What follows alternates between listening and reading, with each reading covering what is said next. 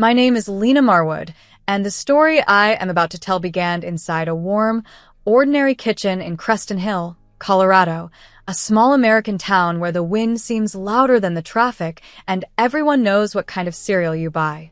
I grew up in a beige, two-story house with a slanted roof and a porch swing that always squeaked at night.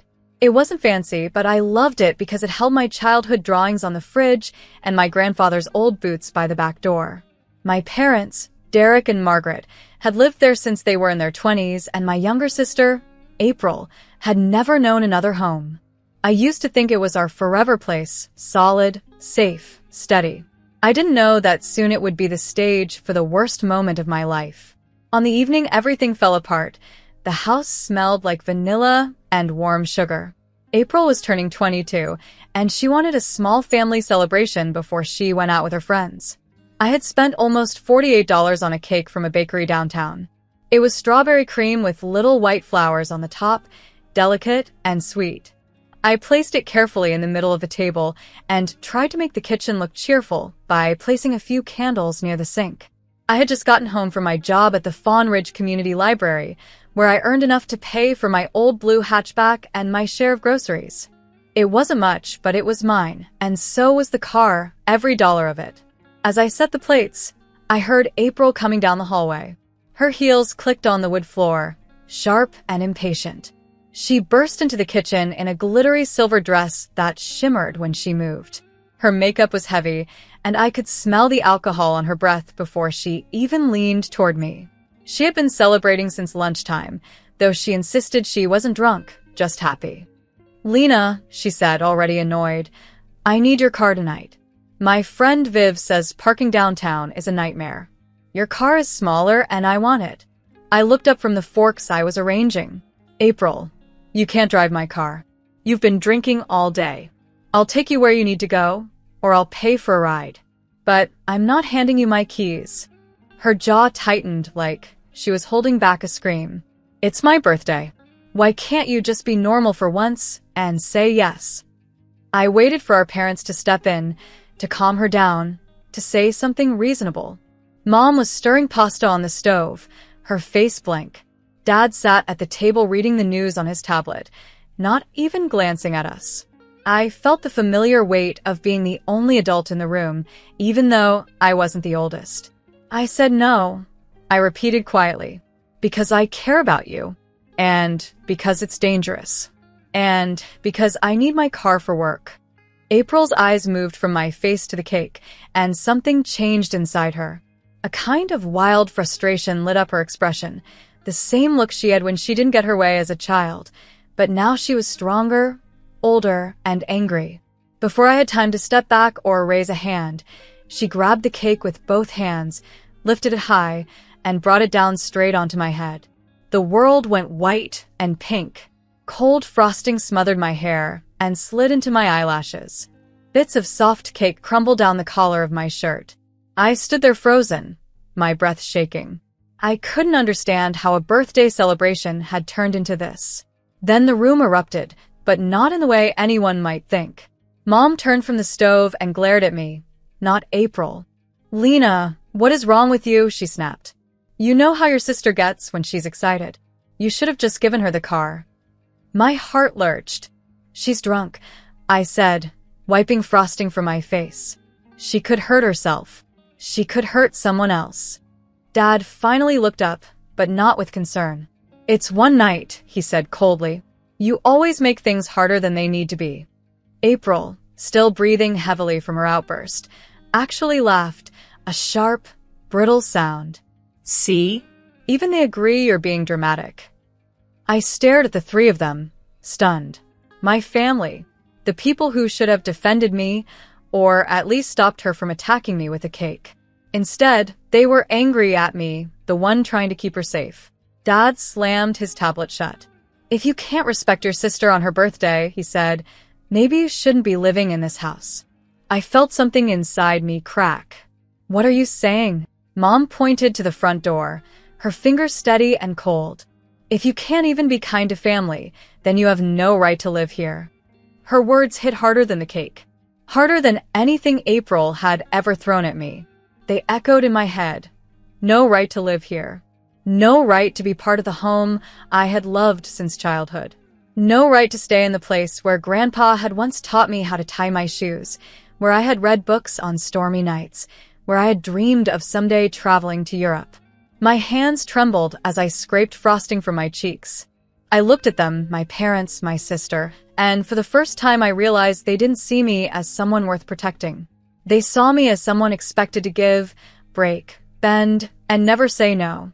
Fine, I whispered, voice cracking. If that's how you feel, I'll go. No one stopped me. Not one of them. I walked upstairs, frosting still dripping onto the carpet. I packed a backpack with clothes, my library ID, and my wallet. I took my car keys from the counter.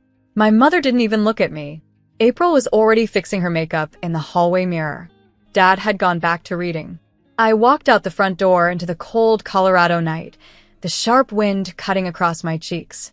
The house glowed behind me, warm and bright, but I felt no warmth from it anymore. As I got into my car and closed the door, I finally let the tears fall. I wasn't crying because they told me to leave. I was crying because they didn't even hesitate before doing it. I didn't know then that the house they had just pushed me out of would soon become mine alone. I didn't know I was walking toward a truth that would turn all three of their lives upside down. All I knew was that I had been thrown out over a birthday cake, and the road ahead, dark, empty, and stretching across America, was suddenly the only thing that felt honest. When I drove away from the house on Renfield Street that night, the sky over Creston Hill, Colorado, was a deep, endless black. It was the kind of darkness that makes small towns feel even smaller. My car headlights cut through the quiet streets, turning every stop sign into a red blur. My chest felt tight, and I kept wiping my eyes even though the tears didn't seem to stop. The cold frosting in my hair had begun to harden, sticking to my scalp like a reminder I couldn't escape. I kept touching it, hoping that somehow removing the cake pieces would erase the memory of what had happened inside that house, but trauma sticks harder than sugar. I didn't know where to go. I didn't have friends living close by except a coworker, but she lived with 3 roommates and barely had room for herself. My closest real friend, Molly Weston, lived almost 4 hours away in Riverbend, Nebraska, and it felt wrong to show up on her doorstep at nearly midnight with no warning, covered in frosting like a broken birthday candle. So I kept driving until the lights of town faded behind me and the open road took their place. I ended up pulling into a deserted rest stop just past the Colorado border, near a stretch of highway where the land was flat enough to see headlights miles away. A sign near the parking lot read "Welcome to Plainside Rest Area," and beneath it, someone had stuck a faded sticker of the American flag. It didn't look welcoming at all. The building was dark except for one flickering security light buzzing like an irritated insect. But the emptiness comforted me. The quiet meant no one expected anything from me.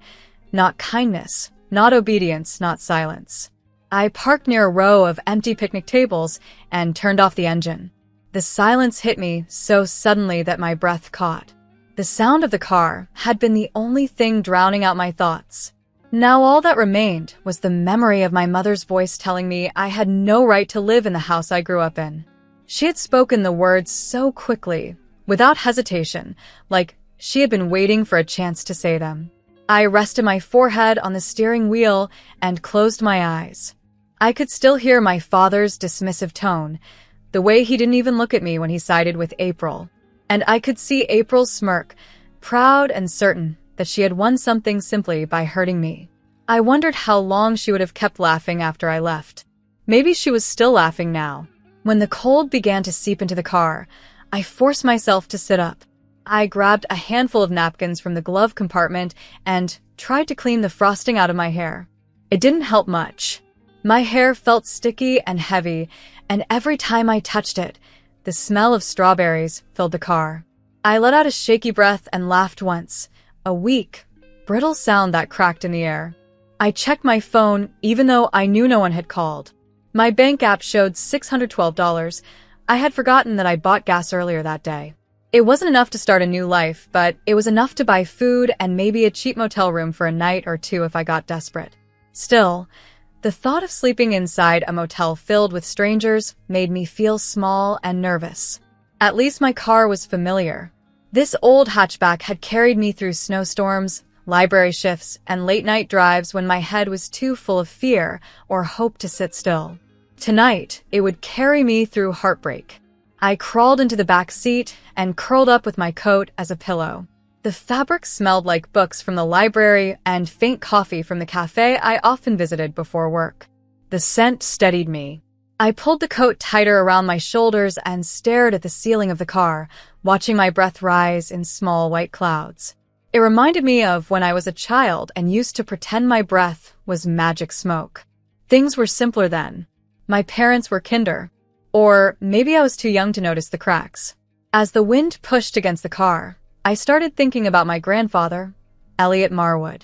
He had passed away 8 months earlier in a quiet care home outside Harborview, Wisconsin. He was the only person who ever made me feel safe without asking for anything in return. When I was little, he used to take me on slow walks around the backyard, pointing out the birds that visited the trees. He taught me how to hammer a crooked nail, how to check tire pressure, and how to believe in myself even when the world felt too big. America is wide, Lena, he'd say. You can drive across it for days and still find something new. People talk about Europe like it's a dream, but this place, this country, gave me everything I needed. He once told me that homes weren't just buildings. They were made from the hands that built them and the hearts that loved inside them. I wondered what he would say if he saw how my parents had treated me. I wondered if he ever imagined a day when I would be kicked out of the house he loved so much. The wind shook the car, and another tear slipped down my cheek. I whispered, "I miss you, Grandpa," into the empty air. Saying it out loud hurt more than I expected. I wished he were there to give me one of his strong, gentle hugs. He would have understood. He always understood. I don't know how long I cried before exhaustion finally pulled me into sleep. My dreams were sharp and confusing. Flashes of cake, slammed doors, my mother's angry face, and the house glowing behind me like it belonged to someone else. I woke again just before dawn, the sky turning pale gold, my body stiff and cold. My phone buzzed on the seat beside me. 3 missed calls from my mother, 2 from my father, 1 from April. I didn't listen to any of the voicemails. I didn't know yet that everything in my life was about to change with one unexpected phone call from a stranger. All I knew was that I had survived the night, and for the first time in my life, surviving felt like the beginning of something instead of the end. I woke up the next morning with a stiff neck and a layer of cold air sitting heavy in the car. My coat had slipped off during the night, and my cheek was pressed against the window. The sky above the plane-side rest area was pale and washed out, like the day didn't have enough courage to be bright. For a moment, I didn't remember where I was. Then the chill in my bones reminded me. I wasn't at home. I wasn't sure I even had a home anymore. My phone buzzed again. The screen lit up with a number I didn't recognize, Chicago, Illinois. I almost let it ring out of fear that it was another message from my parents using a different phone. But something inside me said answer it. So I did. Hello. My voice cracked, sounding as tired as I felt. A calm, steady voice replied, "Miss Lena Marwood?" "Yes." "Who's calling?" "This is Attorney Franklin DuPont. I represent your late grandfather, Mr. Elliot Marwood.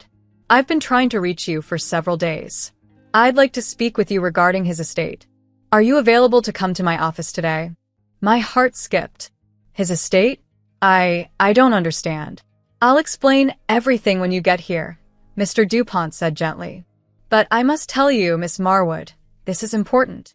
Grandpa's name felt like a warm hand on my shoulder. For the first time since last night, I felt something other than pain, curiosity, maybe hope. I checked the gas gauge. I had just under half a tank left, enough to make it to Chicago if I was careful. "Yes," I told him. "I can come." The drive took hours, long stretches of empty road lined with dry fields and wind-bent fences. I didn't turn on any music. My thoughts were too loud anyway. I kept remembering Grandpa's voice, the way he always smelled like pine and old books, how he called me Little Hawk because he said I saw the truth before anyone else. I wondered what he would think of the mess my life had become. By the time I reached downtown Chicago, the sun was climbing higher, glinting off the glass buildings. I found Attorney DuPont's office inside a tall gray structure on Hemsworth Avenue. I paid $3 at a parking meter, took a deep breath, and walked inside. The waiting room was small but warm, with wooden chairs and a painting of a bridge in Europe hanging on the wall. A young receptionist led me to a door where Mr. DuPont was waiting. He was an older man with silver hair and thin glasses, a soft smile on his face. "Miss Marwood," he said as he shook my hand. "Thank you for coming on such short notice. I'm sure this week has been difficult for you." "That's one way to put it," I whispered. He gestured for me to sit. Then he opened a brown file folder. My heart thudded in my chest. "Your grandfather," he began, "made changes to his will 8 months ago, shortly before he passed. He wanted to be sure his wishes were understood clearly." I blinked at him. "He never said anything to me about a will." "He didn't want you to worry," Mr. DuPont replied. "But he left instructions to contact you privately about this matter." My hands tightened in my lap. What matter? The lawyer turned a document toward me. At first, it was just words and lines, legal language I didn't understand. Then I saw my name printed in bold. Lena Marie Marwood, sole owner. I swallowed. "Owner of what?" "The house," he said, folding his hands. "Your family home on Renfield Street. Your grandfather purchased that property decades ago and held the deed in his name. Before his passing, he signed the deed over entirely to you." What? I didn't breathe for several seconds. "The house is mine?" "Yes," he said.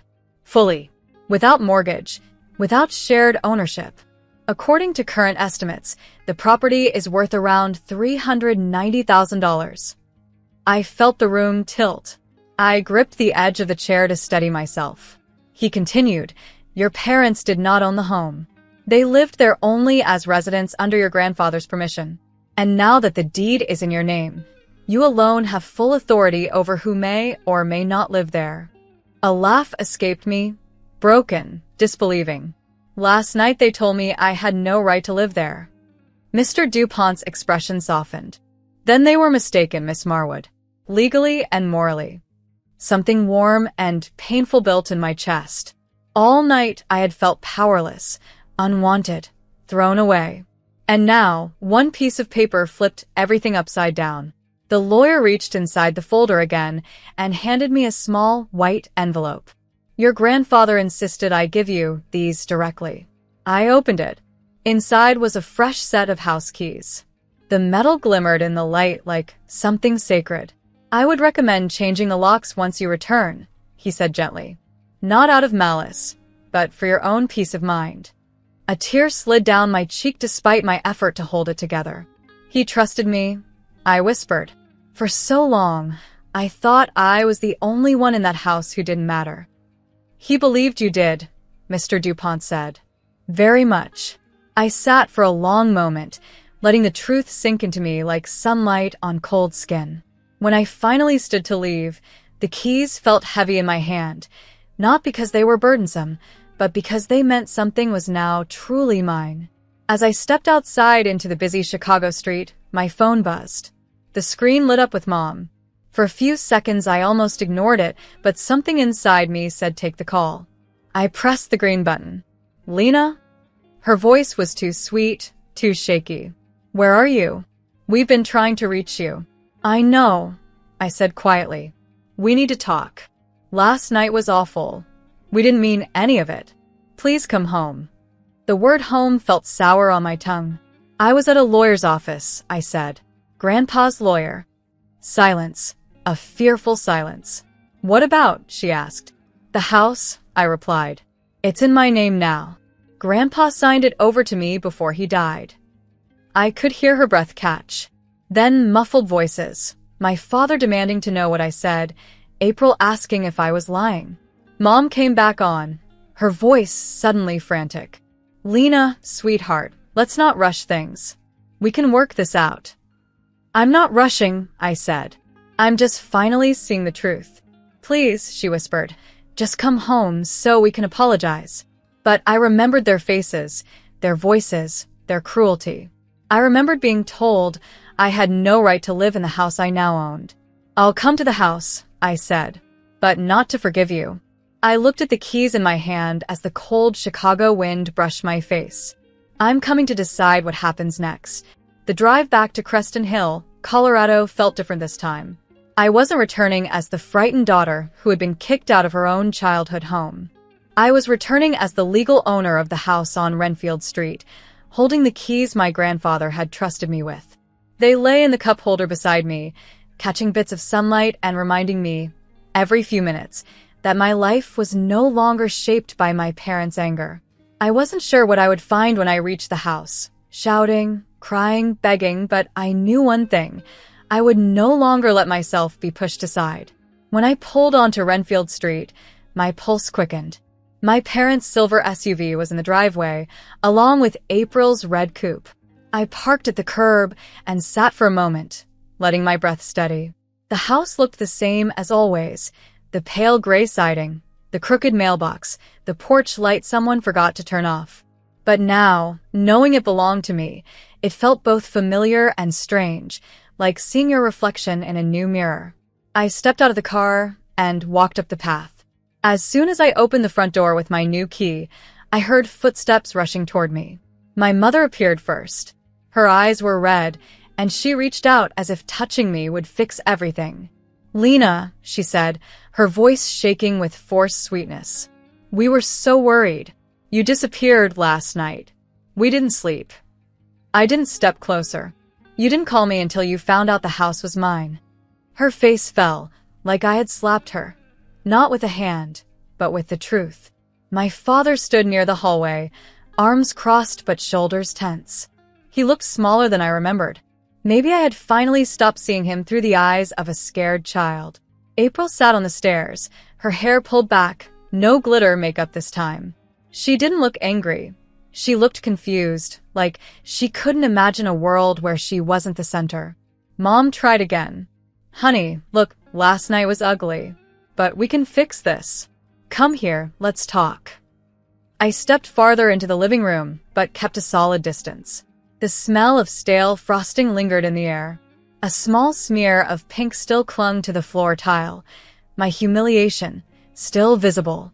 "I'm not here to pretend nothing happened," I said quietly. "I came to tell you the truth. Grandpa left the house to me. I'm the legal owner now." Dad exhaled sharply. "We know," he muttered. "Your mother heard you on the phone." The room went still. Mom's voice rose, soft but desperate. "Lena, you can't take this too far. Yes, we made mistakes, but we're family. This is our home." I shook my head. It was Grandpa's home, and he trusted me to protect it. He trusted me more than you did. April stood up, frowning. "You're seriously mad about the cake?" "It was a joke, Lena. People do worse things on birthdays." "You hit me with it," I said calmly. "You humiliated me. And when I tried to stop you from driving drunk, our parents chose your party over my voice." Dad's jaw tightened. "We apologize." "You apologized because the house isn't yours," I replied. "Not because you meant it." Mom gasped softly, but she didn't deny it. I took a breath that felt like swallowing broken glass. "Last night you told me I had no right to live here. And now, I'm telling you something in return." All three of them stared at me. April crossed her arms again, the defensive gesture of someone who had never been told no before. "I'm asking you to leave the house," I said. Mom's hand flew to her chest. "Leave? Lena, this is cruel." "No," I said firmly. Cruel was watching your daughter sleep in her car while calling her dramatic. Cruel was choosing a drunk teenager's tantrum over the safety of your own child. Cruel was telling me I didn't belong here. I looked around the room, at the photos on the walls, the deep scratches in the coffee table from when Grandpa dropped his keys, the fading rug he loved to sit on in winter. This house deserves respect. I deserve respect. And until you can give that, I don't want you living here. Dad stepped forward. "Where do you expect us to go? We've lived here for more than 20 years. There are rentals in town," I said. "There are motels. There are places you can stay temporarily. You both have jobs. You both have savings. You're adults." April scoffed. "So you're just kicking us out because you can? Because Grandpa liked you best?" I held her gaze. I'm asking you to leave because you made it clear last night that you didn't want me here. I'm only honoring your words. She didn't have a comeback for that. Mom sank into a chair, her eyes filling with tears. You're breaking this family, Lena. My voice softened, not because I doubted myself, but because I wasn't angry anymore. I was tired. The family was already breaking. I just refused to hold the pieces alone. No one spoke for a long time. Eventually, Dad rubbed his forehead and said, "We need to pack." And just like that, the moment shifted. The disbelief dissolved into quiet acceptance, or maybe defeat. They began gathering their things slowly, moving through the house like ghosts. April muttered under her breath, but she followed them upstairs. I stayed on the porch while they worked. The afternoon sun warmed the wooden steps. For a moment, I imagined Grandpa sitting next to me, leaning his cane against the railing, telling me I was doing the right thing. He never approved of cruelty disguised as family loyalty. He believed in fairness. And maybe, in some way, I was honoring him. Hours later, the SUV rolled out of the driveway. Mom waved once, her hand trembling, but I didn't wave back. I wasn't ready, not yet. When their car disappeared around the corner, a deep quiet settled over the neighborhood. I walked inside and closed the door. Then I locked it. The click echoed like a full stop at the end of a long, painful sentence. I walked from room to room, touching the walls gently. This was the place where I had laughed, cried, grown up, and been broken. Now it was also the place where I had chosen myself for the first time. That night, I made a simple dinner, a grilled cheese and a cup of tea. I sat at the kitchen table with the window open, listening to the wind move through the maple tree in the yard. For the first time in my life, I didn't feel like a guest. I felt like a woman reclaiming her story. "This is my house now," I whispered.